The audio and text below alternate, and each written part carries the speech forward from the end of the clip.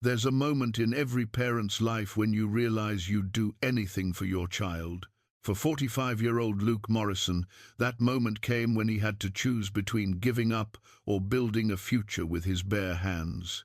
He'd lost his job, his apartment, and nearly all hope. All he had left was an old pickup truck, his 19-year-old daughter, and a piece of wild land nobody wanted.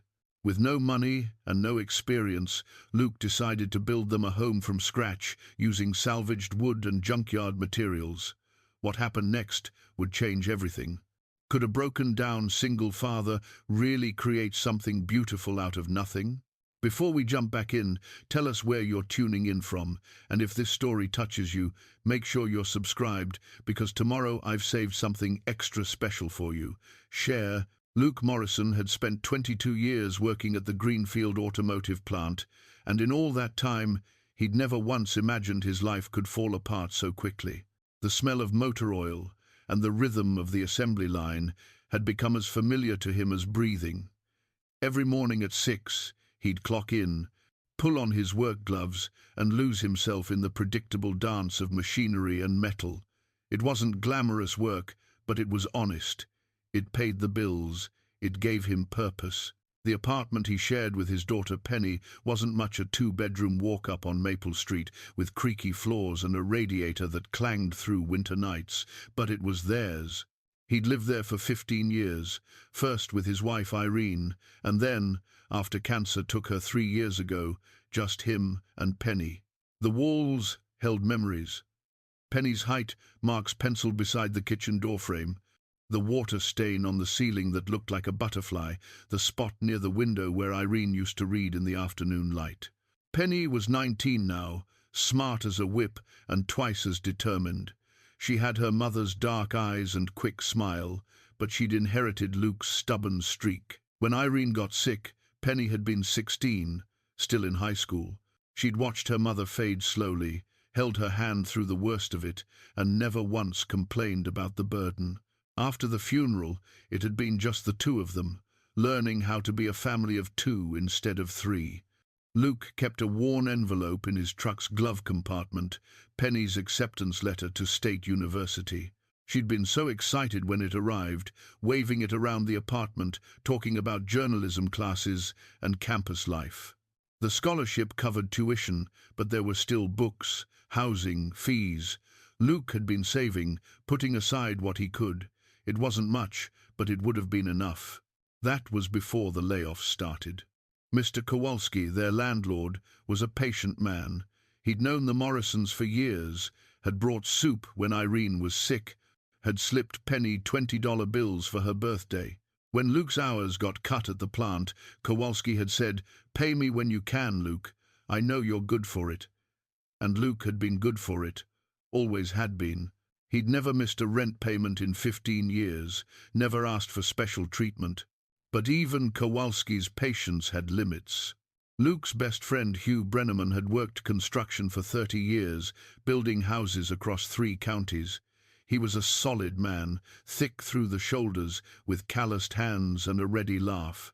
They'd known each other since high school, had been in each other's weddings, had helped each other move and paint and fix broken water heaters. Hugh understood what it meant to work with your hands, to build something that would last. The industry's changing. Hugh had told him one night over beers at Mickey's Tavern, "Everything's prefab now, modular construction. They don't need experienced crews anymore. They need warm bodies who can follow instructions and work cheap." Hugh's company had been cutting back too. The construction boom that had sustained Greenfield for decades was slowing. Houses sat half-finished. Development stalled mid-construction. The town was hemorrhaging jobs, and everyone felt the squeeze. Pastor Cora Whitfield ran the community outreach at First Methodist. She was a small woman with steel-grey hair and a backbone to match. When Irene was dying, Cora had organized meal trains, had sat with Penny when Luke needed to work, had never asked for anything in return. She believed in community, in people taking care of each other. "We're doing what we can," she told Luke when he came asking for help. But Luke, half the congregation, is in the same boat. The plant closing hit everyone. "We're stretched thin." He'd nodded, understanding. You couldn't squeeze water from a stone. The plant had been Greenfield's backbone for 40 years. When it closed, the town didn't just lose jobs, it lost its identity. The hardware store shut down. The diner cut its hours. Even Mickey's Tavern, which had weathered recessions and hard times since 1952, started closing on Mondays. Luke's days developed a grim routine. Wake at dawn, check job listings online at the library, send applications, wait for responses that rarely came. When they did come, they were form letters. Thank you for your interest, but we've decided to pursue other candidates. Sometimes they didn't even bother with the courtesy of rejection. He was 45, which meant he had experience. It also meant he was expensive, set in his ways, too old to train easily. The few interviews he landed went nowhere. Younger men got the jobs, men who'd work for less, who didn't need health insurance for themselves, and a daughter. Penny had deferred her enrollment at State. She'd done it quietly, without drama, just handed him the paperwork one morning. It's fine, Dad, she'd said. I can go next year. We need to get stable first. The guilt had eaten at him. She should have been in a dorm room, going to parties, figuring out who she was. Instead, she was home, watching her father fail. She'd picked up shifts at the Greenfield market, bagging groceries and stocking shelves. It wasn't much, but she never complained. She'd bring home dented cans and day-old bread from the discount bin, stretching every dollar. At night, she'd sit with him at their scratched kitchen table, helping him update his resume, searching for opportunities neither of them really believed existed. You're good with your hands, Dad, she'd say. You can fix anything. Somebody's going to see that. But nobody did. The eviction notice came on a Tuesday in March. Luke found it taped to the apartment door when he got back from another fruitless trip to the unemployment office. The paper was official, stamped and signed. 30 days to vacate the premises. 3 months of missed rent had finally exhausted even Kowalski's generosity. Luke stood in the hallway, holding the notice, feeling the weight of it, not just the paper, but everything it represented. Failure, inadequacy, the inability to provide for his child. He'd sat down on the worn couch that evening, the eviction notice on the coffee table between them. Penny had come home from her shift, seen the paper, and gone very still. We'll figure it out, she'd said quietly. But Luke didn't see how. His savings account had $847. His truck was paid off, but it burned oil and needed new tires. He'd borrowed what he could from Hugh, who was barely scraping by himself. Pastor Cora had helped with groceries, but she couldn't house them. The apartment walls seemed to close in, the radiator clanged. Outside, Greenfield went about its slow dying. That night, unable to sleep, Luke had pulled out the old cardboard box from the top shelf of his closet. Inside were the documents from his Uncle Howard's estate. Howard had been his father's brother, a man Luke had barely known. Howard had lived alone in Montana, someplace called Pine Ridge Valley, working odd jobs and keeping to himself. When he'd died 5 years ago, he'd left Luke 40 acres of wilderness land. Luke had never seen the property, had never even considered visiting. Montana was 2 days' drive away, and what would he do with 40 acres of trees and rocks? You couldn't eat land, you couldn't pay rent with it. But now, sitting in an apartment he was losing, holding a deed to property nobody wanted, Luke felt something shift. It wasn't hope. Exactly, hope seemed too generous a word. It was more like the absence of alternatives. The deed was old, yellowed at the edges. 40 acres, Pine Ridge Valley, unimproved land, no structures, no utilities, worth nothing to anyone. Worth nothing except to a man with nowhere else to go. Luke had spread out a map, tracing the route west. 2 days of driving. They could camp on the land, at least temporarily. Maybe he could find work in a nearby town. Maybe they could. But even as he thought it, Luke knew that wasn't the answer. There were no jobs in rural Montana if there were no jobs in Greenfield. Running away wouldn't solve anything. Unless the idea was absurd, impossible.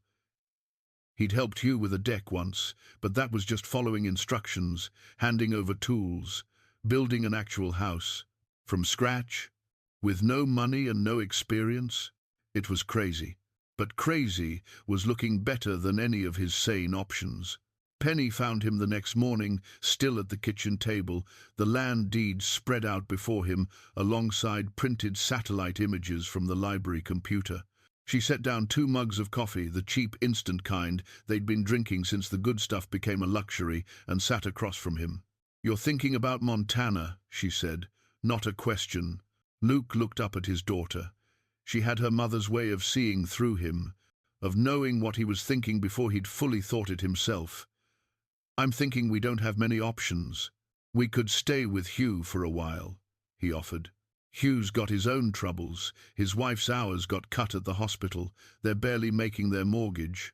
Penny wrapped her hands around the mug, steam rising between them.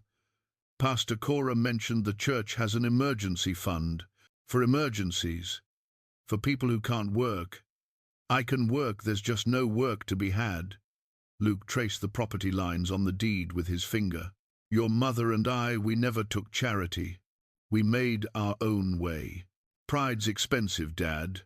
He looked at her sharply, then softened. She wasn't wrong. But there was a difference between accepting temporary help and becoming dependent on it. He'd seen men at the plant lose their jobs and spiral down, taking handouts until they forgot how to stand on their own feet. "What if we went there?" Penny asked, nodding at the deed. "To Montana, just to see it.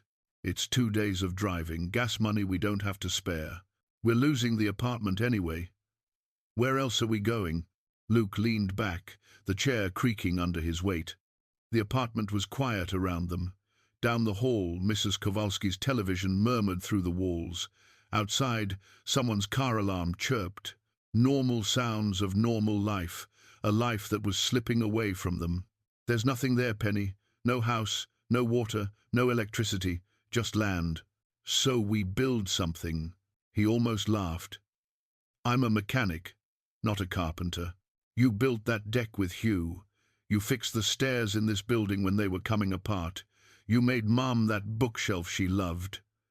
Penny's voice was steady, certain. "You know how to work with your hands. You know how to figure things out.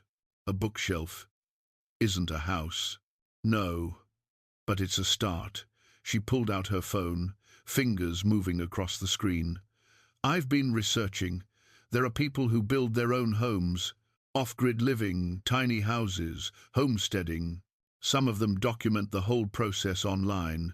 There are tutorials, forums, communities of people doing exactly what we'd be doing." Luke watched his daughter, seeing the determination in her eyes. When had she become so fierce? When had she grown from the girl who'd cried at scary movies into this woman who looked at impossible situations and saw possibility? "Even if I could build something," he said slowly, "it would take months. Maybe a year. We'd be living in the truck, working in the wilderness. No running water, no heat, no rent," Penny interrupted. "No landlord, no eviction notices. Dad, we're going to be homeless either way. At least in Montana, we'd own the ground we're standing on." She had a point. The logic was brutal but sound. In Greenfield, they'd be couch surfing, burning through friends' generosity, becoming the people others whispered about. In Montana, they'd be struggling, but they'd be struggling toward something. "Your college," Luke started, "can wait another year, maybe 2. I'm 19, Dad, I'm not in a rush." She reached across the table, covering his hand with hers. "But you need to do this. I can see it. You've been dying slowly here, sending out resumes to people who don't even read them.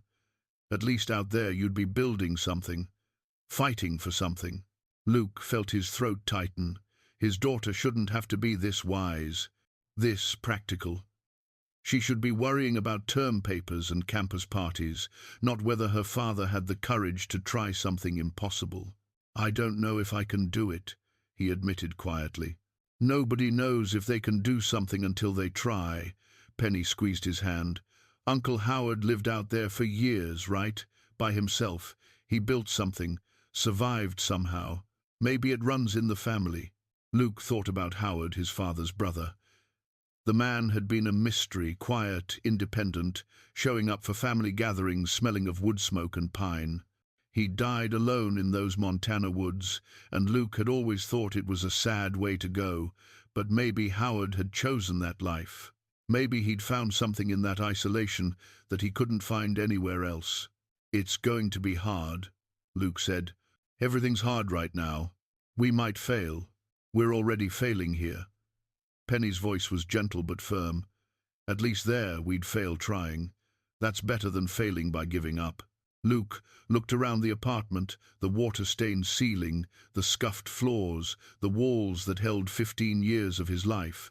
Irene had picked out the curtains, had painted the bathroom that awful shade of green they'd grown to love. Penny had taken her first steps on this carpet, had brought home report cards and art projects that still hung on the refrigerator. Leaving meant letting go of all of it. The memories, the familiar corners, the ghost of his wife that still lingered in unexpected moments. But staying meant watching everything crumble slowly, day by day, until there was nothing left but regret. "We'd need to pack everything we can fit in the truck," Luke said slowly, feeling the decision crystallize. "Tools, camping gear, clothes. The furniture, most of it, we'd have to leave. I'll start making lists." Penny was already on her feet, energized by the decision. "We can sell what we don't need. Every bit helps. We'll need tarps, rope, a decent axe. If there's any money left, maybe some basic lumber to start with. I'll check online for cheap camping supplies. There's probably a Craigslist or something." Luke stood, his body feeling lighter than it had in months. The decision was made. They were going to Montana. They were going to try something that might be completely insane, but at least they were going to try. Over the next 2 weeks, they sold everything they could. The couch went to a young couple for $50. The kitchen table and chairs brought in $30. Penny's childhood books, Luke's old record collection, the television that barely worked, all of it went out the door, converting their life into cash. Hugh came by on their last day, helping them load the truck. He stood in the empty apartment, hands in his pockets, looking uncomfortable. "You sure about this?" he asked. "No," Luke said honestly, "but I'm sure about staying here doing nothing." Hugh nodded slowly. "I got something for you." He went to his truck and came back with a toolbox, red metal, dented and worn.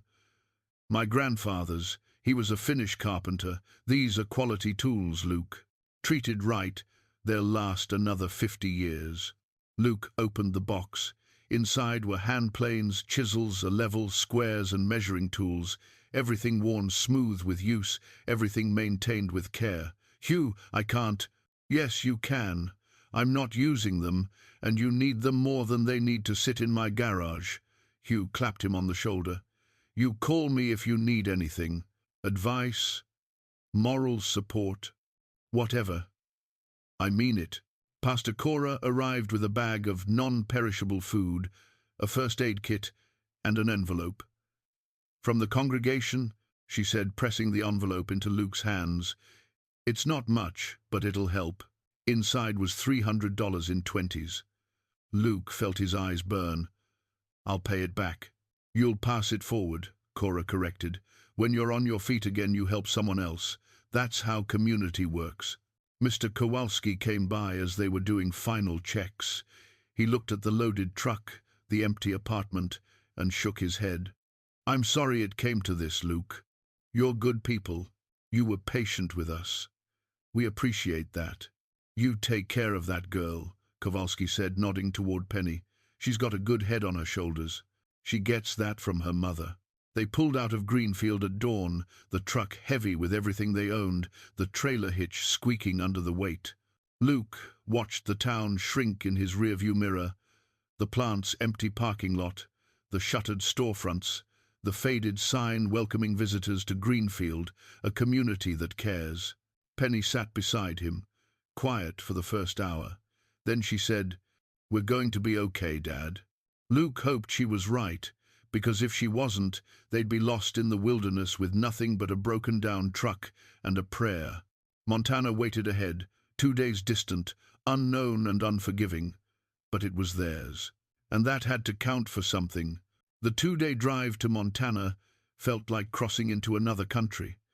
The flat farmlands of the Midwest gave way to rolling hills, then to mountains that rose like ancient sentinels against the sky. Luke drove with both hands on the wheel, the truck's engine laboring under the weight of their possessions. Penny navigated, reading road signs and checking the GPS on her phone when they had signal. They talked in fits and starts, long silences punctuated by memories. Penny told stories about her mother, things Luke had forgotten or never known. How Irene used to sing off-key in the shower. How she'd always ordered the same thing at restaurants because she didn't like surprises. How she'd kept a journal filled with pressed flowers and ticket stubs and grocery lists that read like poetry. She would have loved this, Penny said as they crested a mountain pass, the valley spreading out below them in shades of green and gold. The adventure of it. She always said she wanted to live somewhere wild. Luke remembered that differently. Irene had been practical, grounded. She'd loved their small apartment, their routine life. But maybe Penny was right. Maybe there had been a wildness in Irene that never found expression, a longing for something beyond factory shifts and mortgage payments. She would have been terrified, Luke said, but she would have done it anyway. That was her way. They spent the first night at a rest stop in Wyoming, sleeping in the truck cab with the seats reclined. It was uncomfortable, cramped, but they were too tired to care. The second day brought them deeper into Montana, the landscape growing more dramatic with each passing mile. Pine forests, thick and dark. Rivers that ran clear and cold. Mountains that seemed close enough to touch. Pine Ridge Valley wasn't on most maps. They found it by following the coordinates on the land deed, turning off the highway onto a county road, then onto a gravel track, and finally onto what could barely be called a trail, 2 ruts in the earth, where someone's vehicle had passed years ago. The truck bounced and lurched. Branches scraped the sides. Luke's knuckles went white on the steering wheel. They traveled like this for 20 minutes before the trail opened into a clearing. And there it was. Their land. Luke cut the engine. For a long moment, neither of them moved. They just stared through the windshield at what would be their new home. It was beautiful in a raw, untamed way. Dense forest surrounded the clearing on 3 sides. Through the trees, Luke could hear running water, the creek marked on the deed. The ground was uneven, covered in wild grass and scattered with rocks. At the far edge of the clearing, barely visible through the undergrowth, he spotted the remains of something man-made. "Is that," Penny started, "Uncle Howard's cabin, I think." Luke opened the door and stepped out. The air hit him first clean and sharp, carrying the scent of pine and earth. No car exhaust, no factory smoke. Just air that tasted like it had never touched pavement. Penny climbed out on her side, turning slowly to take it all in. It's so quiet. She was right. The silence was almost physical, broken only by wind in the trees and the distant murmur of the creek. No traffic, no neighbors, no ambient hum of civilization. Just wilderness pressing in from all sides. They walked to the ruins together. What remained of Uncle Howard's cabin was barely recognizable collapsed walls, a stone chimney standing like a grave marker, rotted timbers scattered in the tall grass. Whatever structure had existed here was long gone, reclaimed by weather and time. But someone had lived here. Uncle Howard had carved out a life in this place, however harsh, however lonely. The evidence was everywhere once Luke started looking. A fire pit ringed with stones, rusted cans in the undergrowth. The chimney itself, built with care, each stone carefully selected and placed. "Dad, look!" Penny was crouched near what had been the cabin's foundation. She held up a red metal toolbox, weathered but intact. Luke took it from her, feeling the weight. He unlatched it carefully, and the hinges creaked but held. Inside were basic hand tools, a hammer with a worn handle, a handsaw with honest rust on the blade, screwdrivers, wrenches, a folding ruler, everything well used, everything maintained. He lifted out the hammer. Someone Howard had carved initials into the handle, H.M. Howard Morrison, Luke's uncle, a man he barely remembered from childhood gatherings, a man who'd lived alone in these woods, who'd built with these very tools. He really did it, Luke said quietly. He lived out here, built a cabin, survived. Then so can we. Penny stood beside him, shoulder to shoulder, looking at the clearing with determination in her eyes. They spent what remained of the afternoon exploring the property. The creek was everything Luke hoped for, clear, constant, running year-round according to the deed. The water was cold enough to make his teeth ache when he cupped a handful to drink. They walked the property lines, marked by old survey stakes, trying to understand the shape and scope of their 40 acres. The forest was thick with pine, fir, and aspen. Deadfall littered the ground, fuel for fires, material for building. The clearing itself was roughly 2 acres, large enough for a house and garden with room to spare. The challenge would be preparing it, leveling the ground, clearing rocks. As the sun dropped toward the mountains, they set up their first camp. Luke backed the truck to what seemed like the flattest spot, and they spread their sleeping bags in the truck bed. Penny assembled their small camping stove, while Luke gathered wood for a fire. They ate canned soup and crackers as darkness fell. The temperature dropped fast without the sun, and they huddled close to the fire. Above them, stars emerged in numbers. Luke had never seen the Milky Way stretched across the sky like spilled paint. "Tomorrow we start," Luke said. "We need to clear the building site first. Figure out where the house will go." "How big?" Penny asked. "Small. Maybe 600 square feet. 1 bedroom for you, open space for everything else. We can't afford more than that, and honestly, I'm not sure I can build more than that. It'll be enough." Luke hoped she was right. 600 square feet meant careful planning. Every inch would need to serve multiple purposes. Kitchen, living area, bathroom, all in a space smaller than their old apartment's living room. "Foundation is the hard part," he said, thinking out loud. "We need it level, need it solid. Everything else depends on that. YouTube will help." Penny pulled out her phone, then frowned. "No signal. There's a diner about 12 miles back. We passed it on the way in. We can use their Wi-Fi to download videos, do research." The fire crackled between them. The forest made sounds, branches creaking, small animals moving through underbrush, an owl calling somewhere in the darkness. Luke felt the weight of what they were attempting settle over him. Build a house from nothing, with no experience and barely any money. It was impossible. But they were here. They'd left everything behind. There was no going back now.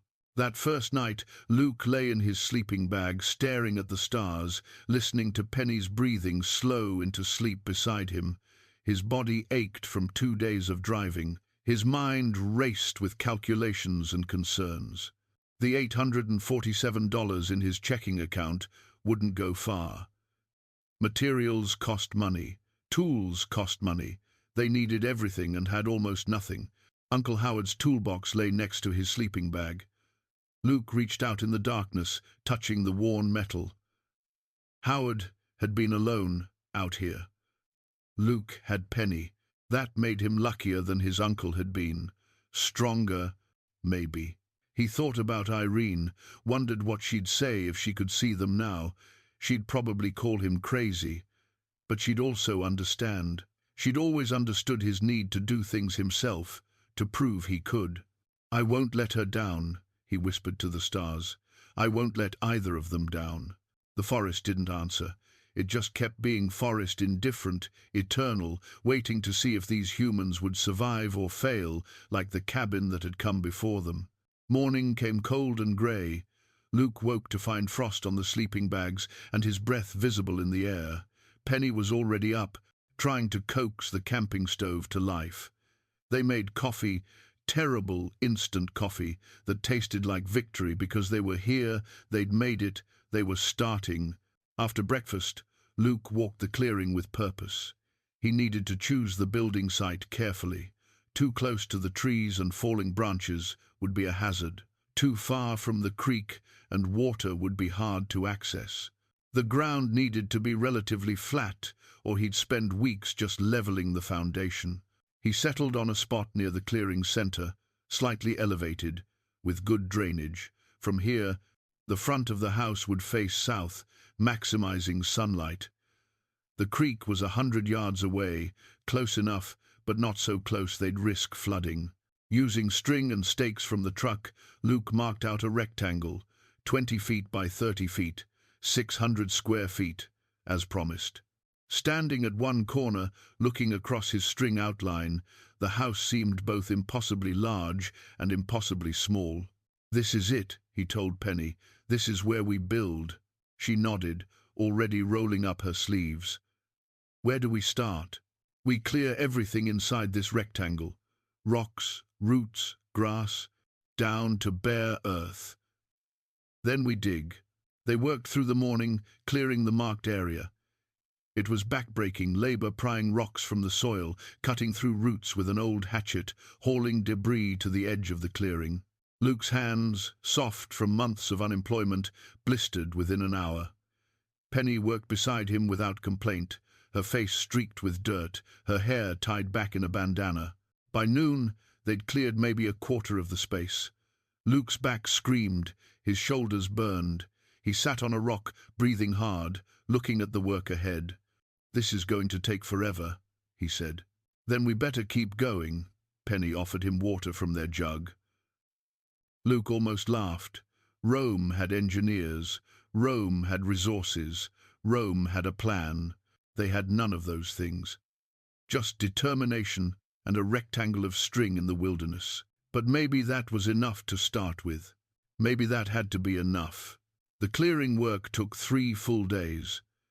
By the time they'd removed every rock, cut through every root, and scraped the ground down to bare earth, Luke could barely straighten his back. His hands were a mess of blisters and calluses forming over blisters, but the site was ready. On the 4th day, they made their first trip to town. The nearest settlement was called Timber Creek, population 843, according to the faded sign. It had a gas station, a market that doubled as a hardware store, a diner called the Grizzly's Den, and not much else. Luke filled the truck with gas they could barely afford and asked the attendant about salvage yards. "Old Del Hutchins runs a place about 15 miles east," the attendant said. "Salvage, reclaimed lumber, architectural pieces. He's fair if you're honest with him." They found Del's yard at the end of a dirt road marked by a hand-painted sign, "Hutchins Salvage, one man's trash." The yard was organized chaos, stacks of weathered lumber, piles of windows and doors, bathtubs rusting in the sun, sinks lined up like soldiers. In the center stood a small office built from corrugated metal and hope. Del himself emerged when he heard the truck. He was somewhere north of 70, lean and weathered like the wood he sold, with white hair under a faded caterpillar cap. His handshake was firm, his eyes sharp and assessing. "Help you folks?" he asked. Luke explained their situation, watching Del's expression for judgment or pity. He found neither. Del just nodded, processing the information like he'd heard stranger stories. "Building from scratch, no experience, tight budget," Del summarized. "That's right. Well, you came to the right place. I got materials that'll work if you're not too proud about where they came from." Del gestured around the yard. "This beam here came from a barn built in 1947. These 2x6s from a demolished church. Everything's got history, but it's solid if you know what you're looking for." He walked them through the yard, pointing out possibilities. Luke tried to calculate costs in his head, but Del seemed to sense his anxiety. "Tell you what," Del said, "I like what you're doing. Reminds me of myself 40 years back. I'll give you contractor pricing, and you can pay as you go. No credit, no contracts. Just your word. You'll come back and settle up. Luke felt his throat tighten. Why would you do that? Because somebody did it for me once. Del shrugged. Besides, I got a feeling about you. You're gonna finish what you started. Some folks, you can tell they're gonna quit. You're not them folks. They loaded the truck with foundation materials, pressure-treated 4x4s for posts, bags of concrete mix, a level that Del threw in free. The total came to $387. Luke paid it, watching his savings drop to $460. Next time you come, we'll talk about framing lumber, Del said. And bring your daughter by. My son Kirby's always around. He knows construction, can probably answer questions. On the drive back, Penny was quiet, her face turned toward the window. Finally, she said, "People are kinder than I expected." "Some people," Luke corrected. But he knew what she meant. Del could have charged them full price, could have demanded payment up front. Instead, he'd offered trust when they had nothing else to offer in return. The foundation work began that afternoon. Luke had downloaded videos at the diner's Wi-Fi, watching a grizzled contractor explain post and beam foundations on a phone screen. It seemed simple enough. Dig holes, set posts, level everything, pour concrete. Simple in theory, brutal in practice. They started with the corner posts. Luke measured carefully, marked the spots, and began digging. The earth was harder than he'd expected, full of rocks and roots that had to be removed by hand. Each hole needed to be 3 feet deep, wide enough for a 10-inch post. He dug with a manual post-hole digger, a medieval torture device that made his shoulders scream with every twist. Penny mixed concrete in a wheelbarrow they'd bought second-hand, adding water carefully, stirring until the consistency matched the video's instructions. They worked in a rhythm. Luke would finish a hole. Penny would have the concrete ready. They'd set the post, check it for level in every direction, brace it, and pour. The first post took 2 hours. By the end of the day, they had 4 posts set the corners of their future home. They stood back, exhausted, looking at 4 pressure-treated posts, standing like sentinels in the cleared earth. "It doesn't look like much," Penny said. "It's everything," Luke replied. Because those 4 posts meant they'd actually started. They'd moved from planning to doing, from dreaming to building. That night brought rain. Not a gentle rain, but a Montana deluge that turned the clearing into a swamp. Luke woke to water seeping through the truck bed seams, soaking their sleeping bags. They huddled under a tarp, listening to thunder roll through the mountains, watching lightning illuminate the forest in stark flashes. When morning came, the building site was a disaster. Water pooled where they'd been digging. The concrete around the posts had washed away in places. One post had shifted, no longer level. Luke stood in the mud, rain still falling, looking at their work undone. "We have to fix the drainage," Penny said, already thinking ahead.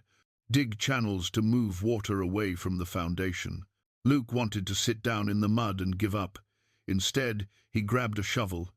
They spent the day digging drainage trenches, redirecting water flow, re-leveling the shifted post. It was like building in reverse, fixing mistakes, learning from failure, adapting. The rain continued for 3 more days.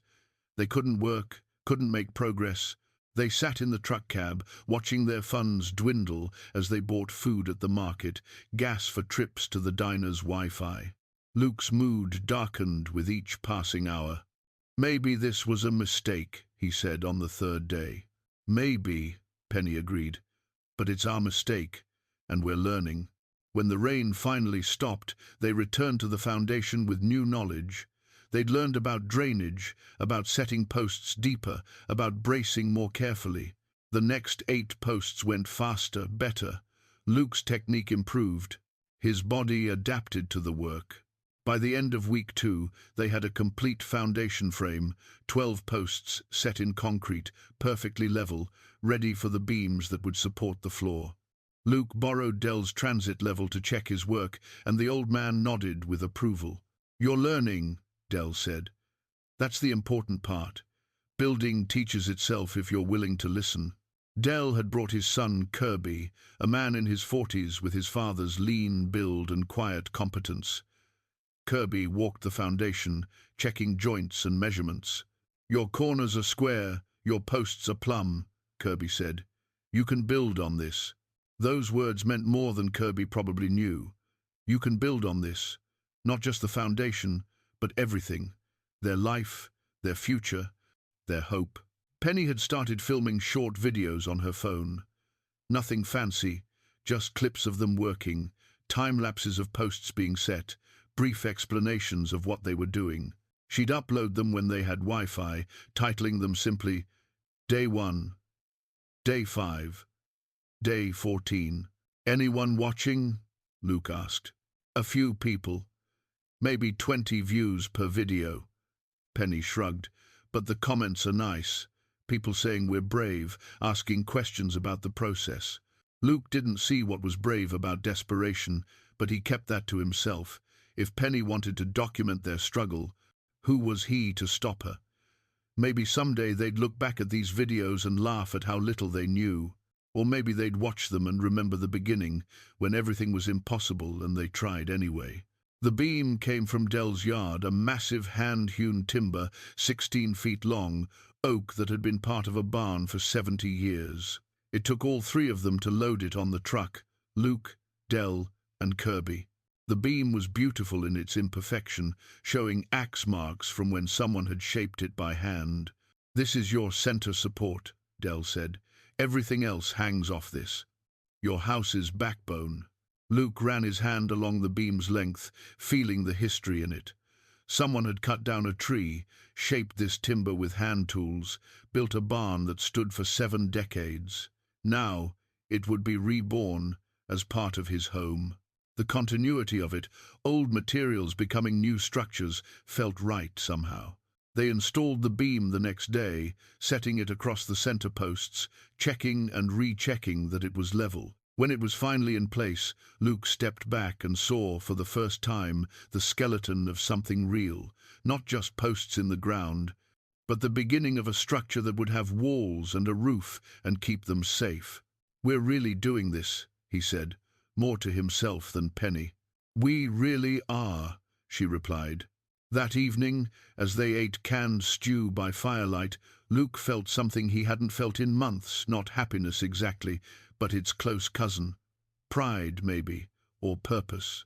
He was building something with his own hands, creating shelter where there had been none. His body ached. His hands were rough and scarred. His bank account was down to $73. But the foundation was done, and the center beam was set, and tomorrow they'd start on the floor joists. It wasn't much, but it was progress. And progress, he was learning, was everything. 2 months into the build, the house began to look like something you might actually live in. The floor joists were installed, the subfloor laid down. Wall frames stood upright, defining rooms that existed only in Luke's imagination until now. When he stood in what would be Penny's bedroom, he could see through the studs to what would be the kitchen, the living space, the future taking shape in 2x4s and determination. The work had changed him. His body was harder now, muscles developing in places he'd forgotten existed. The softness from months of unemployment had burned away, replaced by the lean strength of someone who spent 12 hours a day, lifting, hammering, sawing. His hands were permanently calloused, the blisters of those first weeks transformed into thick patches of working skin. But it was more than physical. Something in his mind had shifted too. He woke each morning with purpose, knowing exactly what needed to be done. Cut these boards, frame this wall, check that measurement. Problems that would have paralyzed him 2 months ago now just seemed like puzzles to solve. Money remained the constant worry. They were down to their last $43 when Penny showed him her phone one morning. "Dad, look at this." The video she'd posted 2 days ago, a time-lapse of them raising a wall frame, had been viewed 5,000 times. The comments section was full of encouragement and questions. But more surprising were the direct messages. "People are asking if they can help," Penny said. They want to send money. Luke's first instinct was to refuse. They weren't beggars. They didn't need charity. It's not charity if they're choosing to be part of something, she said carefully. They're not feeling sorry for us. They're inspired by us. There's a difference. Luke read through some of the messages. A woman in Ohio who'd lost her job and found hope in their story. A retired carpenter in Florida who wanted to help someone still building. A young couple saving for their own land, living vicariously through Penny's videos. They're strangers, Luke said. So was Dell. So was Kirby. Everyone starts as strangers. That afternoon, Penny set up a simple way for people to contribute if they wanted to. She made it clear they weren't asking, weren't expecting, but if someone felt moved to help, here was how.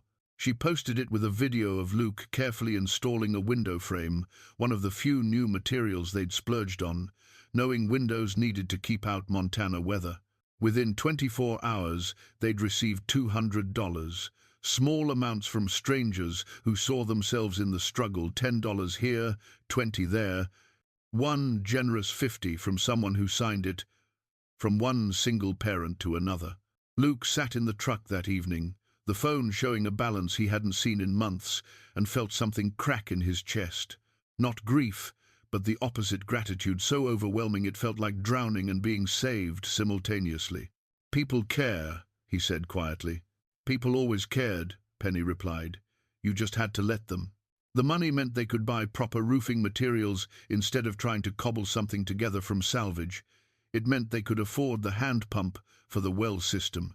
It meant they could eat something other than canned soup. But more than that, it meant they weren't alone. Somewhere out there, people were watching, rooting for them, invested in their success. That knowledge changed everything. Luke pulled a worn quilt from the storage boxes, one of the few things they'd kept from the apartment. It had belonged to Irene's grandmother, handmade in the 1940 seconds, squares of fabric from dresses and shirts, stitched together by hands long gone. They'd kept it carefully packed, too precious to risk. Now, with nights getting colder, they spread it over their sleeping bags in the truck bed. The quilt smelled faintly of cedar from storage, and underneath that, something that might have been Irene's perfume, or might have been memory. Tell me about her grandmother, Penny said that night, wrapped in the quilt's warmth. Luke remembered the stories Irene had told. Her grandmother had come from Poland with nothing, had worked in a factory, had raised 4 children in a 2-room apartment in Chicago. She'd made this quilt from scraps, transforming remnants into something beautiful and useful. She sounds like us, Penny said. She was stronger than us. She survived things we can't imagine. Maybe, Penny pulled the quilt tighter, or maybe people are exactly as strong as they need to be. She had her struggles, we have ours. Luke thought about that, the idea that strength wasn't fixed but summoned, that you found what you needed when you needed it. His grandmother-in-law had stitched this quilt in circumstances far harder than his. Now, it kept them warm while they built something new. The symmetry of it pleased him. The wall frames went up over the next 2 weeks. Luke had watched so many videos, read so many articles, that the process felt almost familiar. Cut the studs to length, mark the plates for spacing, assemble flat on the ground, then raise and brace. Each wall was a coordinated effort, him on one end, Penny on the other, both straining to lift the frame vertical while fighting gravity and wind. They couldn't do it alone. Some walls were too heavy, too awkward. That's when Kirby started showing up on weekends, bringing his tools and experience. He'd arrive Saturday mornings without being asked, work until dark, and refuse payment. My old man says you're good people, Kirby said when Luke tried to insist on paying him. That's payment enough. With Kirby's help, all 4 walls went up in a single weekend. Standing inside the frame, looking up at open sky where roof would eventually be, Luke felt dizzy with possibility. It was a house, not finished, not livable, but undeniably a house. Dell came by that Sunday evening, walking through the structure with the critical eye of someone who'd seen everything. He checked corners, tested joints, examined Luke's work with the thoroughness of a building inspector. "You're learning fast," Dell said finally. "Your cuts are getting cleaner. Your joints are tight. This'll hold." Those 3 words, "this'll hold," meant everything. Not just that the house was sound, but that Luke's work was good enough, that he was capable despite his lack of training. "The roof's next," Luke said. "That's the part that scares me." "Roofs are tricky," Dell admitted, "but I got some good tin at the yard, and Kirby knows roofing better than most. You'll figure it out." After Dell left, Luke stood alone in the framed house as sunset turned the mountains gold. 4 walls, 1 beam, a floor beneath his feet. It wasn't much, but it was more than he'd had 2 months ago, more than he'd believed possible 6 months ago when the eviction notice had arrived. Penny's videos were gaining traction. The view counts climbed 5,000, then 10,000, then 20,000 on a video of them raising the final wall. The comment section became a community of its own, people sharing their own struggles and victories, offering advice, sending encouragement.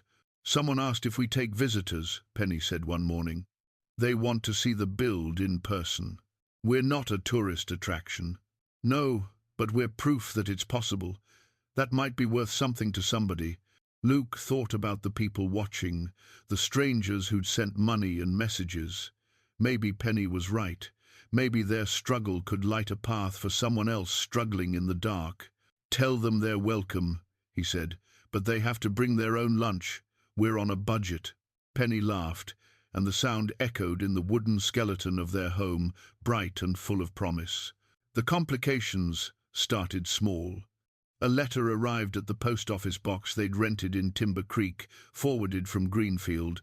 Official letterhead, legal language. Luke read it twice before understanding what it meant. Preston Aldridge, representing Aldridge Development Group, was inquiring about the property. There were questions about easements, access rights, environmental concerns. The letter was polite but pointed someone was paying attention to what they were doing. "Who is this guy?" Penny asked. Luke did some research at the diner's Wi-Fi. Aldridge Development owned several thousand acres surrounding their property. They specialized in luxury resort developments, high-end cabins, guided wilderness experiences, wealthy people playing at roughing it. Their 40 acres sat right in the middle of Aldridge's planned expansion. "He wants the land," Luke said. "He can't have it. He's got lawyers. We've got $43 and a half finished house." But even as he said it, Luke felt something harden in him. They'd come too far, worked too hard. This wasn't just land anymore, it was proof that he could provide, could protect, could build something that mattered. No amount of legal pressure would make him walk away from that. The house stood behind them, walls rising against the sky, a testament to what was possible when you refused to quit. Luke looked at it and felt certainty settle in his bones. "Let them come," he said. "We're not leaving." Penny squeezed his hand, and together they walked back to work. There was a roof to build, and weather wouldn't wait for legal complications. Neither would they. Summer arrived in Pine Ridge Valley with a vengeance. The days stretched long and hot, the sun beating down on the exposed framing with relentless intensity. Luke and Penny worked from dawn until the heat became unbearable, then rested in the shade until evening allowed them to continue. The roof was their Everest. Luke had spent hours studying roof construction, understanding the geometry of rafters and ridge beams, the critical importance of proper pitch for snow load and water drainage. On paper, it made sense. In practice, working 12 feet off the ground on temporary scaffolding, every cut had to be perfect. They built the roof trusses on the ground first, assembling them like giant triangles, checking and rechecking measurements. Each truss weighed close to 100 pounds. Getting them up onto the walls and properly spaced required strength, timing, and more than a little prayer. Kirby showed up for the roof raising, bringing 2 friends from his construction crew. Together, they lifted each truss into place, Luke working from one end, Kirby from the other, the friends steadying and guiding. By sunset, all 8 trusses stood like ribs against the sky, the skeleton of their shelter taking its final shape. "That's the hard part done," Kirby said, wiping sweat from his face. "Sheathing and tin, that's just patience and attention to detail." Luke wanted to pay them, these men who'd given up their Saturday to help strangers, but Kirby waved him off. "Put it toward materials," he said. "Finish this house. That's payment enough." The donations had continued to trickle in, steady, if not spectacular. Penny's videos now reached 50,000 views each, and the community of followers had grown invested in their success. When Penny posted about needing roofing materials, people responded. Within a week, they had enough for proper metal roofing, underlayment, and the fasteners to hold it all down. $12,000, Luke said, looking at the account balance in disbelief. "From people we've never met. From people who believe in what we're doing," Penny corrected. "There's a difference." Luke still struggled with it. His whole life had been about self-reliance, about earning what you got, but he was learning that accepting help wasn't the same as accepting charity. These people weren't giving out of pity, they were investing in a story that gave them hope. He decided to use the excess donations to establish a fund. Once the house was done, once they were stable, they'd help others the way they'd been helped. The idea pleased him, made the generosity feel less like debt and more like participation in something larger. The second letter from Aldridge Development arrived in mid-July. This one was less polite. There were mentions of easement violations, questions about building permits, concerns about environmental impact on the creek. The language was careful, lawyerly, but the threat was clear. Stop building or face legal action. Luke took the letter to the county office in Timber Creek. A tired clerk named Mrs. Pemberton reviewed his deed, checked the property records, and shook her head. "Your land is grandfathered in," she said. "Predates most zoning laws. As long as you're building a personal residence and not affecting the water supply, you're within your rights. No permits needed for what you're doing. So Aldridge can't stop us? He can try to make your life difficult, but legally? He doesn't have a leg to stand on." Mrs. Pemberton peered at him over her reading glasses. "Preston Aldridge doesn't like obstacles. He's used to getting what he wants. My advice? Document everything. Keep records of your work, your expenses, your timeline. If he escalates, you'll want proof." Luke left the county office with relief and worry in equal measure. They were legally protected, but that didn't mean Aldridge would back off. Men like him had resources, patience, and ways of applying pressure that had nothing to do with law. That evening, a truck pulled up to their site, expensive, clean, completely out of place in the wilderness. A man in business casual stepped out, all practiced smiles and extended hand. "Luke Morrison?" "Preston Aldridge. Mind if we talk?" Luke minded very much, but he shook the offered hand and waited. Aldridge was smooth, professional. He complimented their work, expressed admiration for their determination. Then he made his offer, $400,000 for the property, cash closing within 30 days. "That's life-changing money," Aldridge said. "You could buy a proper house anywhere, send your daughter to college, start fresh without all this struggle." Luke looked at the man, then at the house behind him, walls standing, roof taking shape, every board placed by his own hands. $400,000 was more money than he'd see in a lifetime of factory work. It was security, comfort, an end to worry. It was also giving up. "This isn't about money," Luke said quietly. "It's about proving something. To my daughter, to myself, that we can build something, create something, stand on our own feet. Very noble." Aldridge's smile thinned. "But nobility doesn't keep you warm in winter. This is Montana. Weather gets brutal. You're building with salvage and hope. What happens when you realize you can't finish? When winter comes and you're still sleeping in that truck? Then we'll deal with it. Or you could take the smart option. Walk away with enough money to never worry again."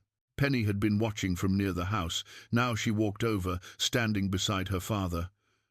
"We're not selling." Aldridge looked at her, then back at Luke. "Think about it. The offer stands for 30 days. After that, well, I can't guarantee I'll be so generous."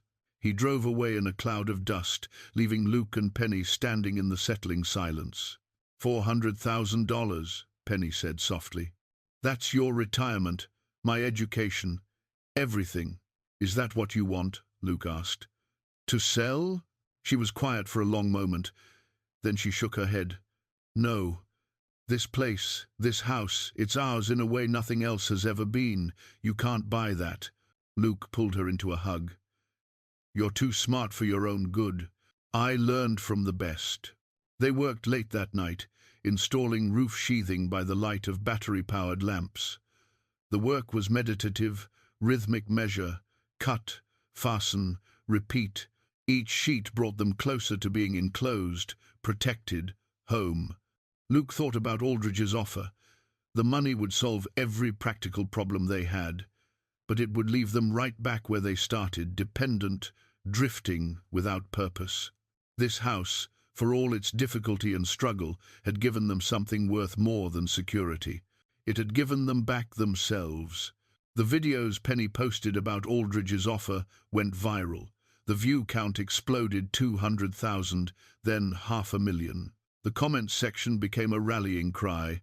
"Don't sell, stay strong, you're an inspiration." News outlets picked up the story. Local single father refuses developer's fortune, chooses independence over cash. Suddenly, they weren't just building a house. They were making a statement about values, about what mattered, about choosing difficult purpose over easy comfort. The attention was overwhelming. Luke found himself fielding calls from reporters, requests for interviews, people wanting to tell their story. He hated it, the invasion of privacy, the assumption that their lives were public property. But Penny saw it differently. "We're showing people it's possible, that you can lose everything and still build something meaningful." Hugh called from Greenfield. Pastor Cora sent an email. Even Mr. Kowalski left a message. "Proud of you, Luke. You're doing something real." The support humbled him. He'd left Greenfield in shame, a failure who couldn't provide. Now people saw him as something else, someone who'd chosen hard work over easy money, principle over profit. He didn't feel like an inspiration. He felt like a man who'd run out of choices and made the only decision he could live with. But maybe that was what inspiration was, not being extraordinary, but being ordinary and refusing to quit. The roof went on over the next 2 weeks. Sheets of metal, silvery and new, covering the sheathing. Luke learned to work with the material, cutting it precisely, fastening it securely. The sound of rain on metal became their test. Did it leak? Where were the weak points? They fixed every flaw, sealed every seam, and slowly the house became weatherproof. Walls and a roof, the most basic definition of shelter, finally achieved. Standing inside for the first time with rain drumming overhead and no water leaking through, Luke felt something close to triumph. They'd done it. Not finished, not livable yet, but enclosed, protected, real. Penny filmed the moment Luke standing in what would be the living room, water streaming down the windows, a smile on his face that had been missing for too long. "We did it," he said to the camera. To Penny, to everyone watching. "We're building a home," Penny added, "and nobody can take that away from us." The video got 1 million views in 3 days, and somewhere in all those views, people found their own courage to try impossible things. That, Luke realized, was worth more than Aldridge's 400,000. That was worth everything. 4 months into the build, Luke stood inside his house and realized it was actually a house, not a dream, not a project, but a structure that would keep them alive through winter. The walls were up, the roof was solid, and he'd just installed the last window, a salvaged double-pane unit that Dell had sold him for $20. The interior work had become his focus. Framing interior walls to separate Penny's bedroom from the main living space, running electrical conduit for the solar system they'd eventually install, planning the plumbing layout for the kitchen sink and bathroom. He worked methodically, measuring twice and cutting once, the old carpenter's wisdom now second nature. His hands moved with confidence, placing studs at precise intervals, checking every corner for square. The house was teaching him its own language, and he was finally fluent. Penny's videos had become a phenomenon he still didn't fully understand. Her latest upload, a simple time-lapse of him installing kitchen cabinets he'd built from salvaged wood, hit 2 million views in 48 hours. The comments section was a flood of encouragement, questions, and people sharing their own struggles. "We need to talk about this," Penny said one morning, showing him her phone. The donation account had grown beyond anything they'd imagined. $50,000, then 60, then 75. Small amounts from thousands of people, each one wanting to be part of the story to help push them across the finish line. "This is too much," Luke said, feeling uncomfortable. "We don't need this much." "Maybe not for the house," Penny agreed. "But remember what you said about helping others once we're stable?" Luke did remember. The fund he'd promised to establish, the idea of passing forward what had been given to them. But this much money came with responsibility, with expectations he wasn't sure he could meet. "People are watching, Dad. They're not just interested in our house anymore. They want to know what happens next, what we do with this opportunity." That afternoon, a production van pulled up to their site. A morning show producer from a national network, all enthusiasm and contract proposals. They wanted Luke and Penny on television, wanted to tell their story to millions, wanted to make them into something they weren't. "We're prepared to offer compensation," the producer said. "This is an inspiring story. America needs to hear it." Luke politely declined. The last thing he wanted was cameras following them around, turning their struggle into entertainment. But the requests kept coming. Local news, regional outlets, podcasts, even a book agent who saw bestseller potential. The attention was suffocating. They'd started this journey in isolation, just a father and daughter trying to survive. Now they were public figures, symbols of resilience, inspiration for people they'd never meet. Luke found himself missing the early days when it was just him and a shovel and the ground beneath his feet. Then Preston Aldridge showed up again. This time he wasn't alone. He brought a lawyer and a county inspector, suggesting there might be environmental concerns, code violations, anything to create obstacles. The inspector walked the property, examining everything with excessive scrutiny. "Your grey water system needs to be 5 feet further from the creek," he said finally. "That's a violation." Luke knew it wasn't. He'd researched the regulations carefully, but arguing would only escalate things. "I'll fix it."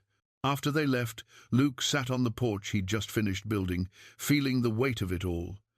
The attention, the pressure, Aldridge's continued interference. He'd wanted to build a simple house, prove he could provide for his daughter. Instead, he'd become a story, a symbol, something larger than himself. "You okay?" Penny sat beside him. "I just wanted to build a house." "I know, but sometimes what we do matters more than what we intended." That evening, as Luke was planning how to relocate the grey water system, his phone rang. A number he didn't recognize, Montana area code. "Mr. Morrison? This is Governor Harrison's office. The governor would like to visit your property tomorrow, if you're amenable." Luke almost laughed. The governor. Of course. Why not add that to the circus? But he agreed, because refusing seemed worse than accepting. Governor Catherine Harrison arrived the next afternoon in a modest SUV, minimal security, less fanfare than Luke expected. She was in her 50s, practical boots and a flannel shirt, like someone who understood wilderness. "I've been following your story," she said, shaking his hand firmly. "What you're doing here, it's exactly the kind of self-reliance and determination we need more of." She toured the house, asking intelligent questions about construction techniques, off-grid systems, sustainable building practices. She wasn't performing for cameras. They'd left the press behind in Timber Creek. This was genuine interest. Preston Aldridge has been a major donor to state development initiatives, she said finally. He's been calling my office, suggesting your build is somehow problematic. It's not, Luke said. Everything's legal, documented, within code. I know. I had my people check. She smiled slightly. Mr. Aldridge is used to getting his way. I wanted to make sure he understands that this administration supports citizens building their own futures, not corporations consolidating land holdings. The implications were clear. Aldridge's political pressure wouldn't work. The governor was publicly supporting them. There's something else, she said. Your story has caught attention beyond Montana. There's talk of federal programs, initiatives to help people in similar situations. Your success here could open doors for others. Luke felt dizzy. They'd come here to escape, to build quietly, to survive. Now they were influencing policy, inspiring programs, becoming something they'd never intended. I just wanted a home, he said quietly. You built more than that. You built hope. That's rarer than you think.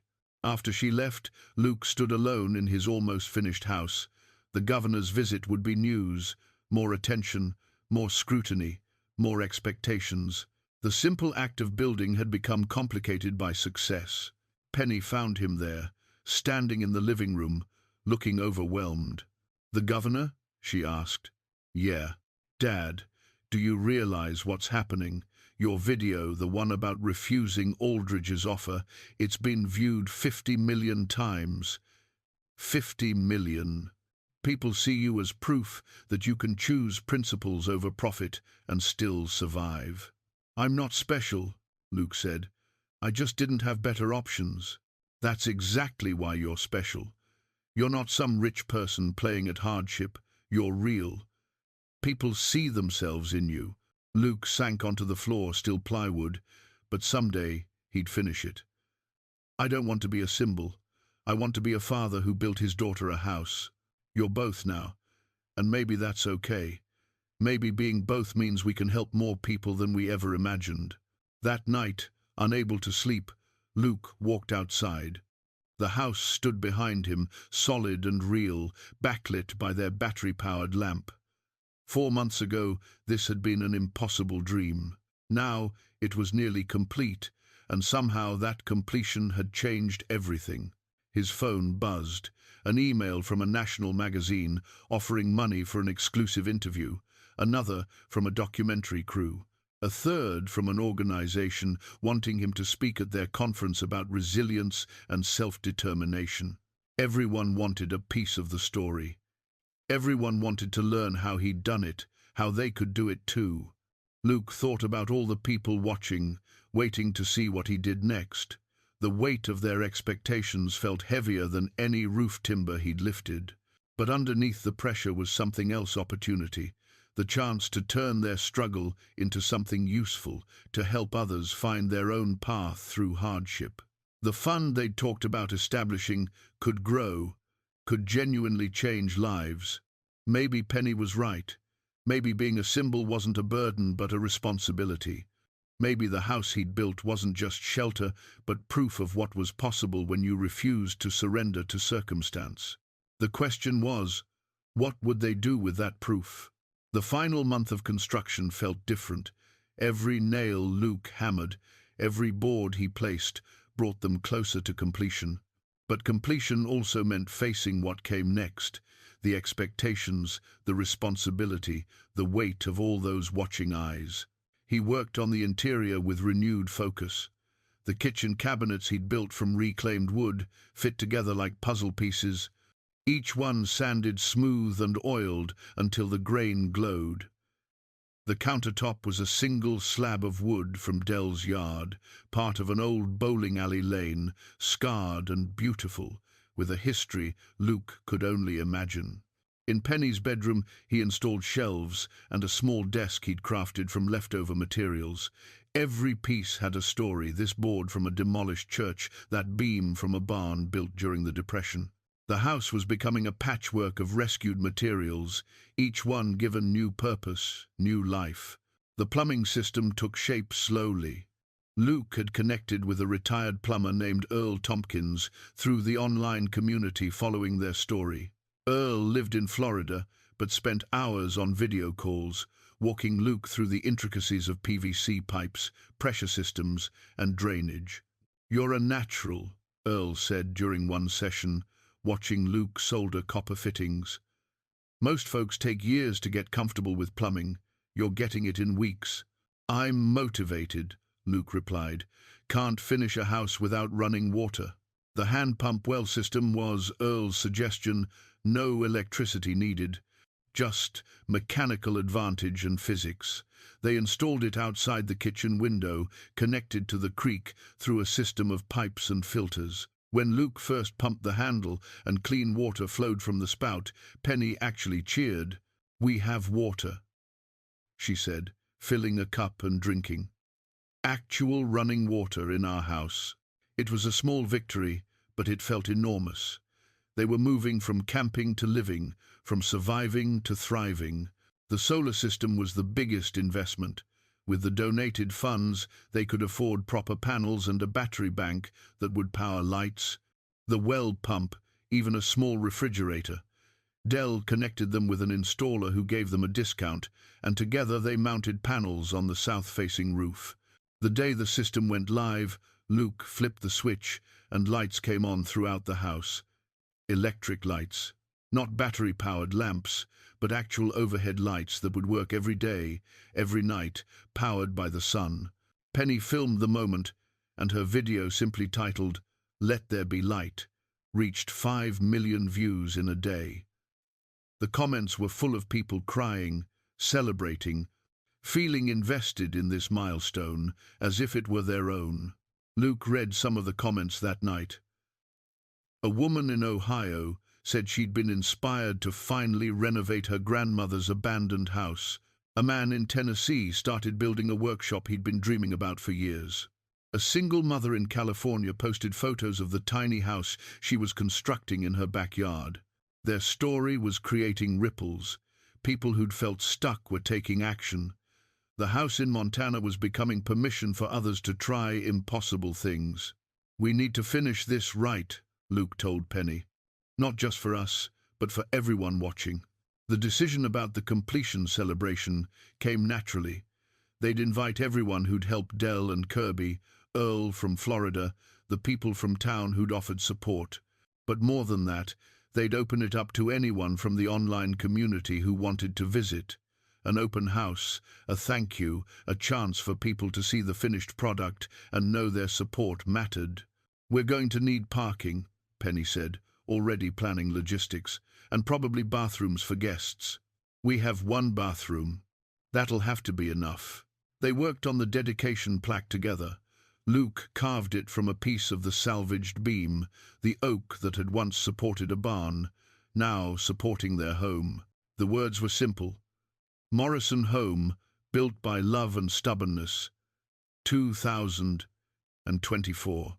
Penny added her own touch, burning the names of everyone who'd significantly helped into the wood around the edges.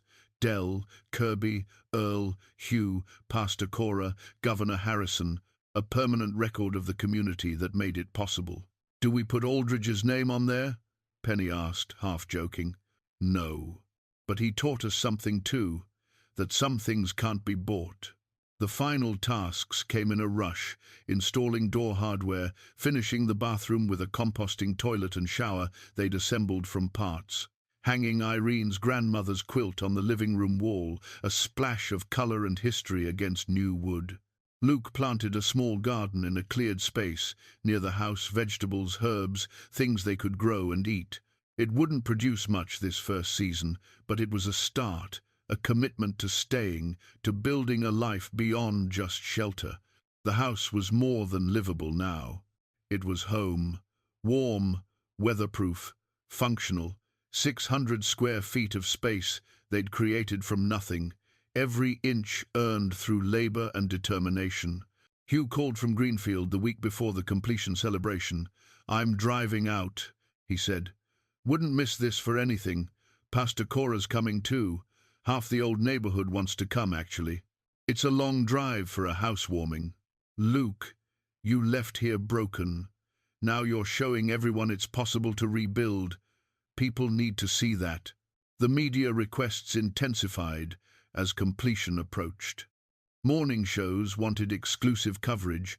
Documentary crews offered six-figure deals. A streaming service wanted to option their story for a limited series. Luke declined them all. This wasn't entertainment. This was their life, their sanctuary. The videos Penny posted were enough raw, honest documentation without the manipulation of professional production.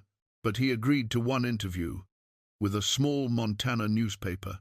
The journalist, a woman named Grace Whitmore, spent a day with them, asking thoughtful questions, understanding what the house represented beyond the story. "What's next?" she asked, as they sat on the finished porch. Luke thought about that.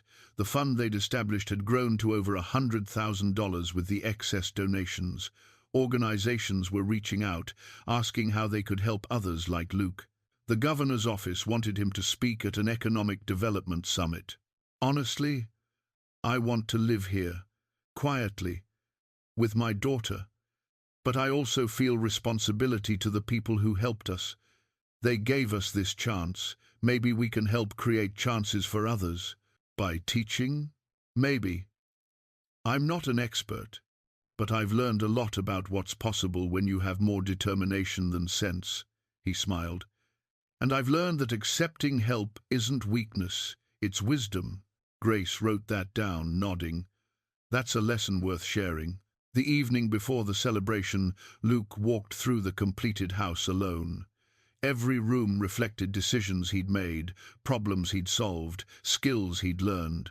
The floor was finished now, reclaimed hardwood that Dell had been saving for someone who'd appreciate it. The walls were painted in warm tones that Penny had chosen.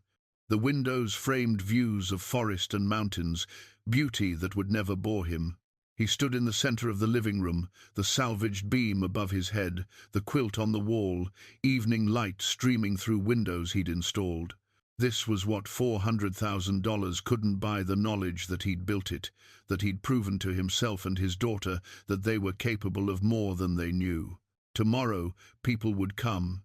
They'd tour the house, celebrate the completion, see proof that impossible things become possible when you refuse to quit. But tonight, it was just his and Penny's, their home, their achievement, their future.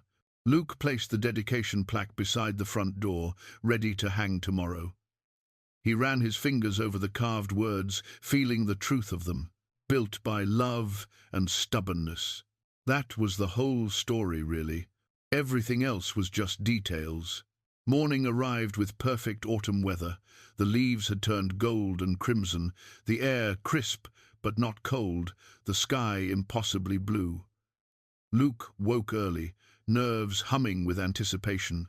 Today, they'd share what they'd built with the people who'd made it possible. By 9 o'clock, vehicles started arriving. Dell and Kirby came first, bringing folding chairs and a canopy tent. Hugh and Pastor Cora pulled up in Hugh's truck, having driven through the night from Greenfield. They embraced Luke like he was family come home from war. "Look at you," Hugh said, holding him at arm's length. "You're different, stronger." "I had to be," Luke replied. Earl Tompkins flew in from Florida, an elderly man with kind eyes who'd spent hours teaching plumbing through a phone screen. Meeting him in person felt surreal, this stranger who'd become essential to their success. By noon, the property was filled with people. Over 200 had made the journey, some from nearby towns, others from across the country. They parked in the clearing Luke and Penny had prepared, walked the path to the house, stood in groups talking and laughing like they'd known each other for years. The online community had become real. People who'd followed the story, sent donations, offered encouragement, they were here. Faces to names, proof that connection transcended distance. News crews set up at a respectful distance.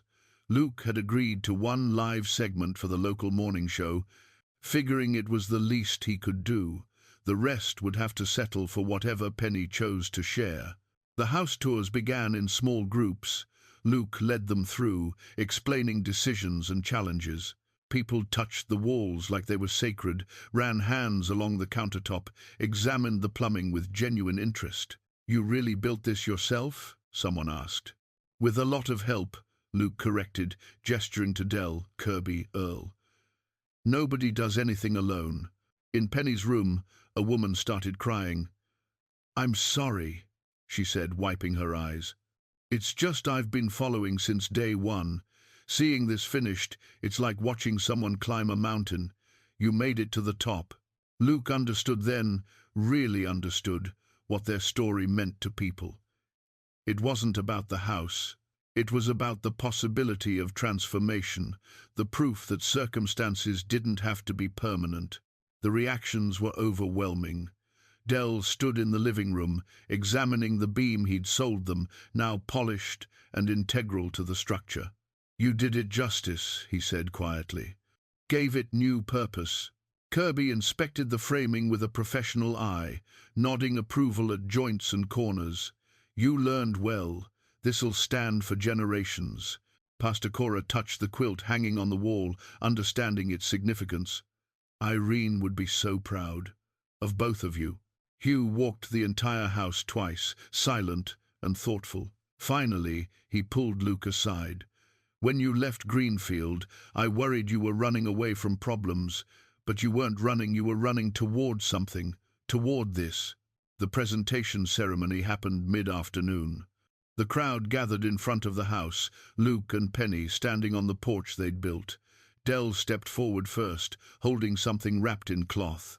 "We wanted to mark this occasion properly," Dell said, unwrapping a ceremonial hammer. It was beautiful, polished wood handle, brass head engraved with names. "Everyone who donated, everyone who helped, their names are on here. This is your hammer, Luke. You built something remarkable." Luke accepted it, throat tight. He read some of the names etched into the metal, people from Ohio, Texas, California, places he'd never been. Strangers who'd believed in him when he didn't believe in himself. "I don't know what to say," he managed. "Then don't say anything yet," Dell replied, smiling. "Let the house speak first." Earl presented a section of copper pipe. "The first joint you soldered that didn't leak," he said to laughter. Hugh brought out a framed photograph showing the property on their first day versus today. The contrast was staggering, bare earth transformed into home. Pastor Cora led a blessing, her voice carrying across the gathering. "We bless this home and all who shelter here.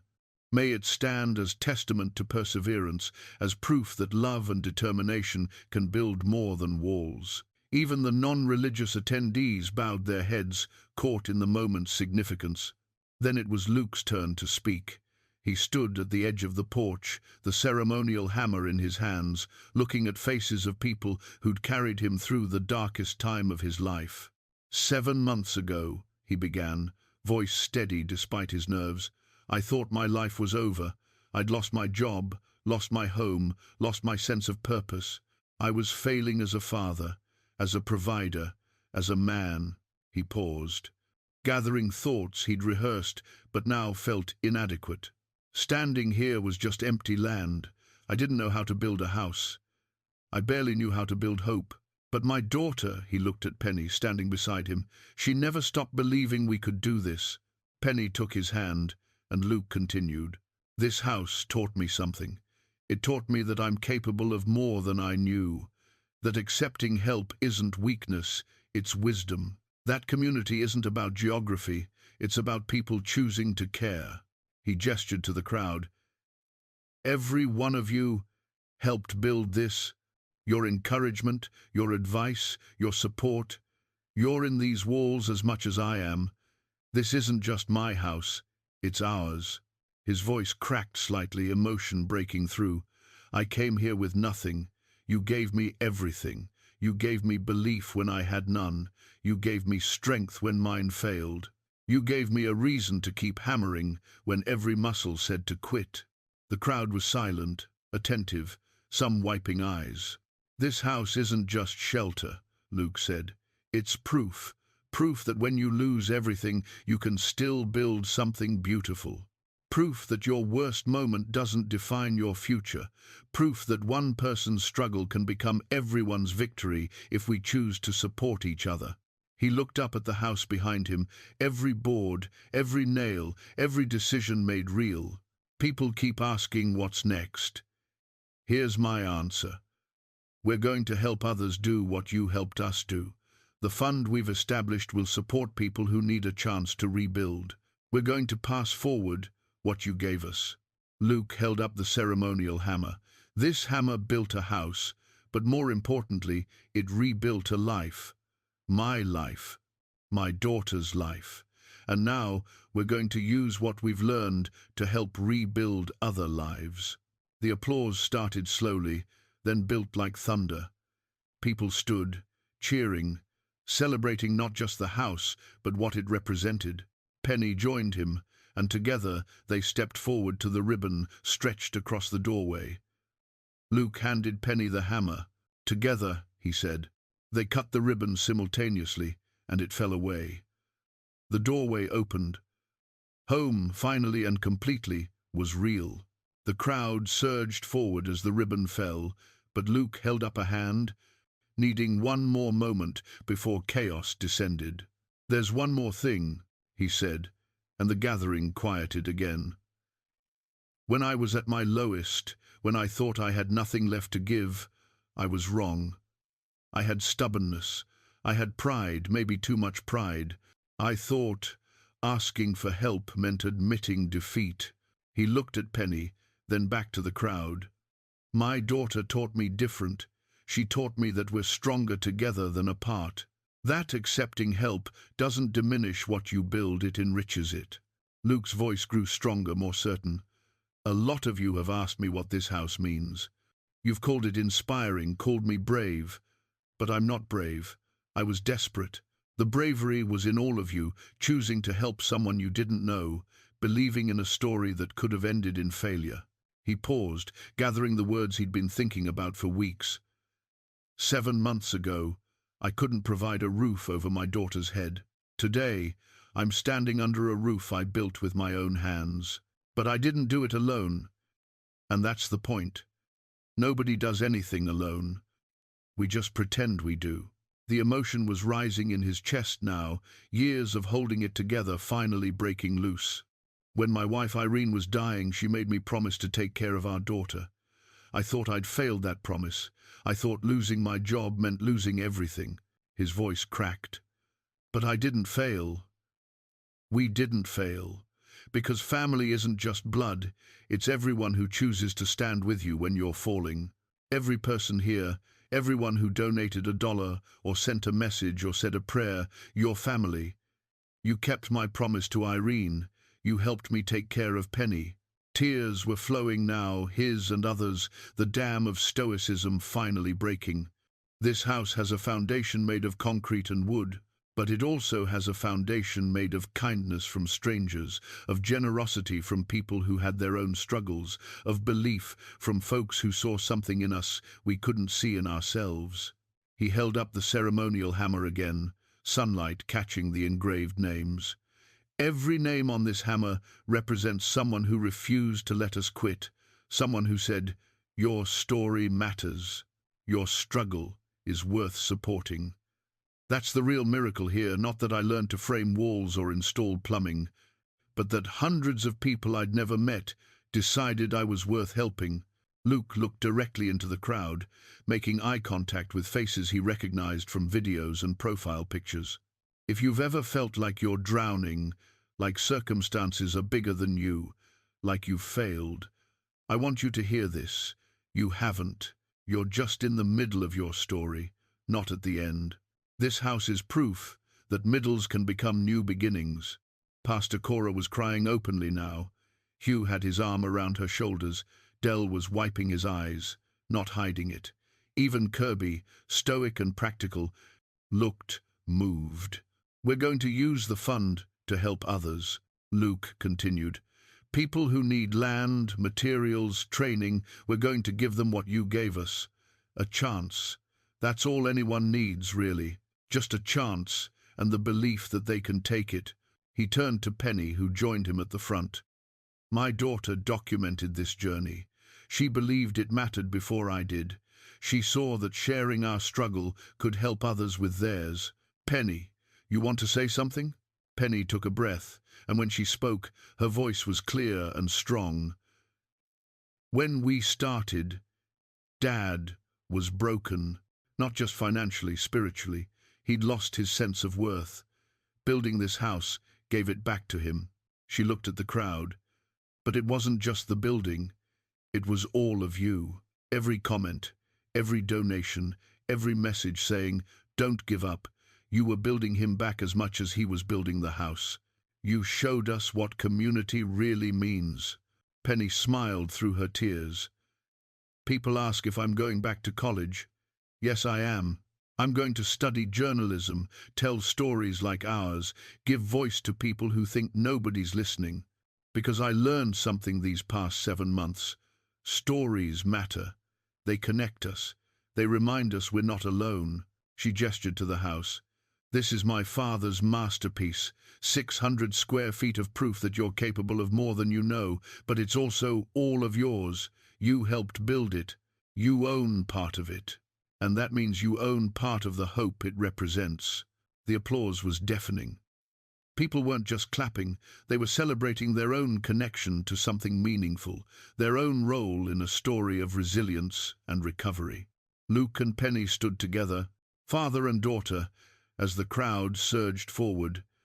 Handshakes became hugs. Strangers became friends.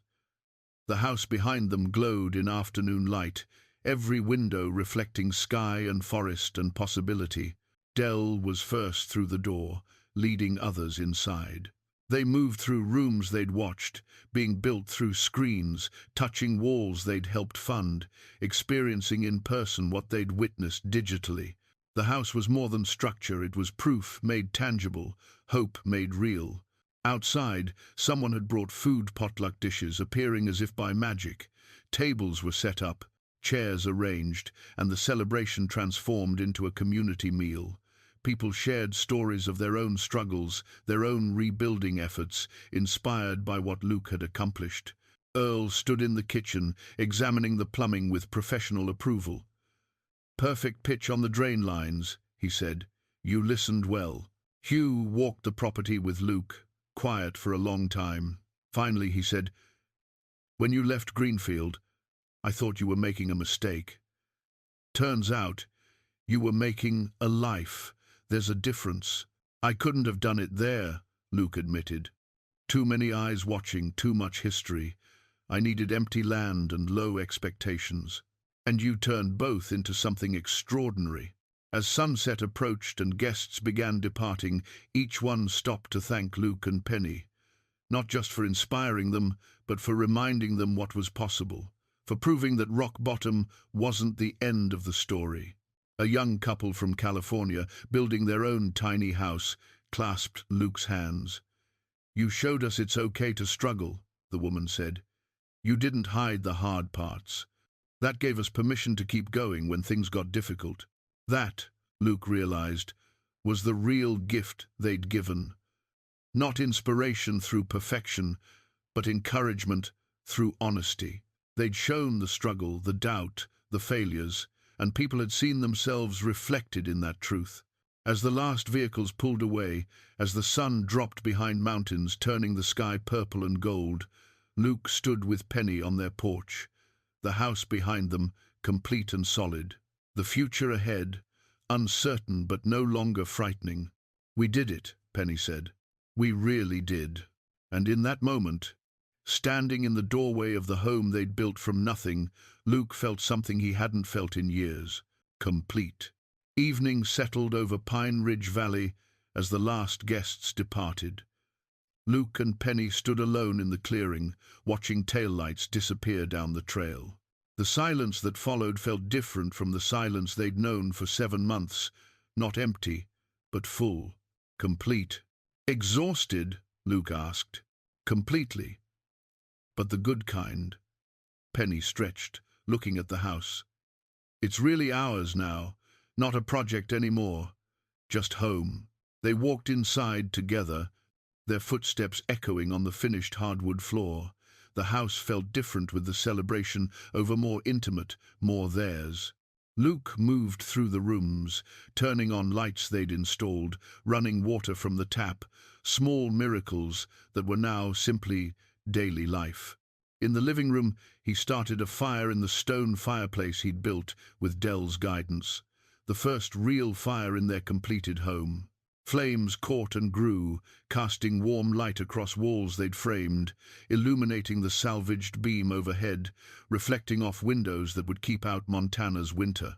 Penny collapsed on the simple couch they'd bought second-hand in Timber Creek, pulling Irene's grandmother's quilt over her legs. Luke sat beside her, and for a long moment they just watched the fire, processing everything that had happened. "We did it, Dad. We actually did it. You never doubted we would." "I doubted plenty," Penny admitted. "That first week, when it rained for 3 days straight and the foundation work washed away, I was terrified, but I couldn't let you see that. You needed someone to believe." Luke reached over and squeezed her hand.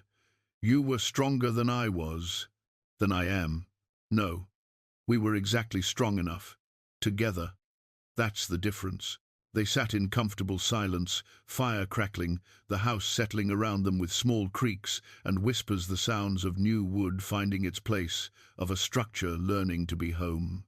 "I got an email today," Penny said, "from the university, full scholarship for journalism, starting January. They said, my documentation of the build constitutes an impressive portfolio." Pride swelled in Luke's chest. "You're going back?" "I am. But I'll come home for breaks. And summers. This is home now, Dad.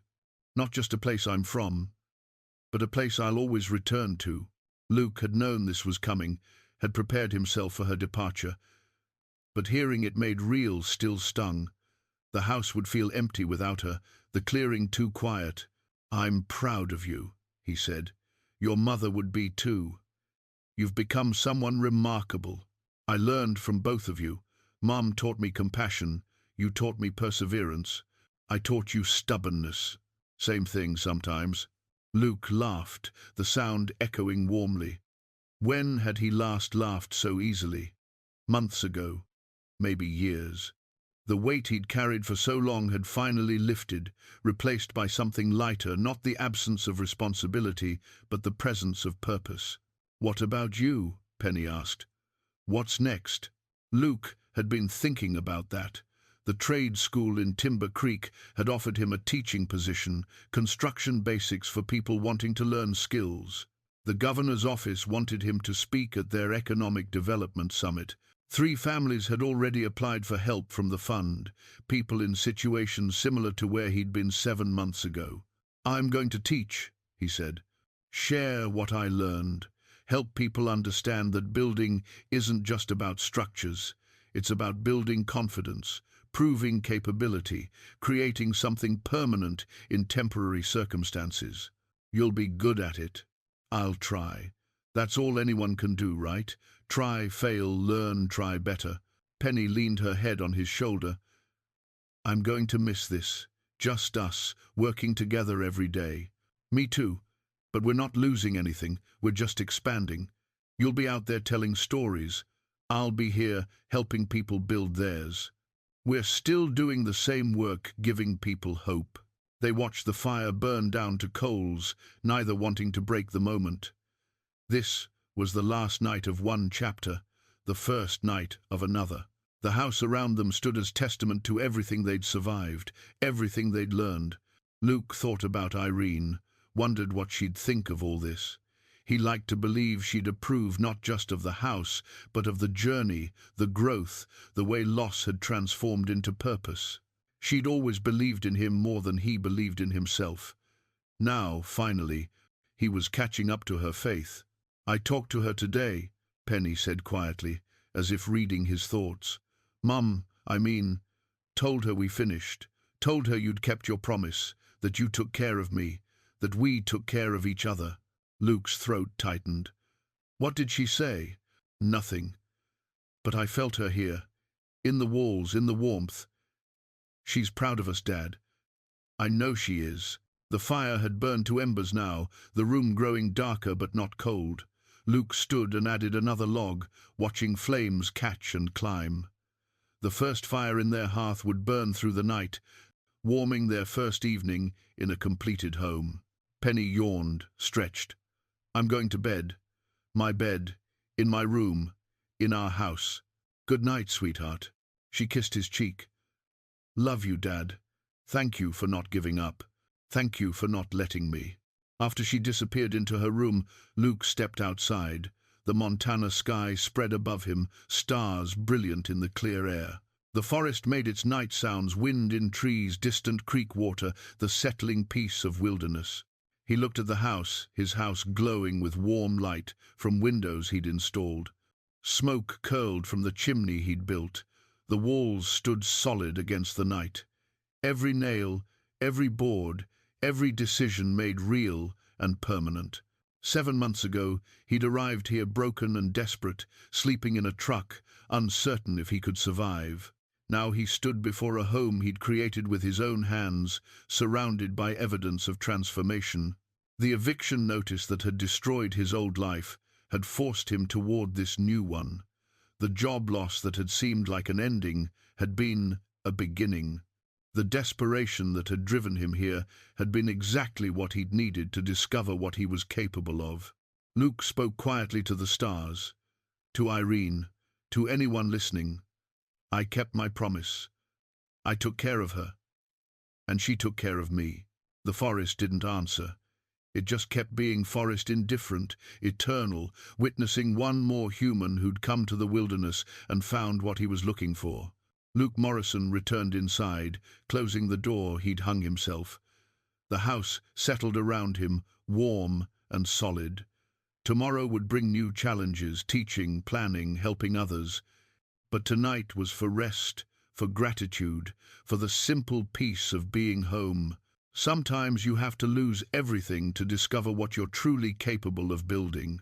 Luke had lost everything, and in losing it, he'd built more than a house. He'd built a life worth living.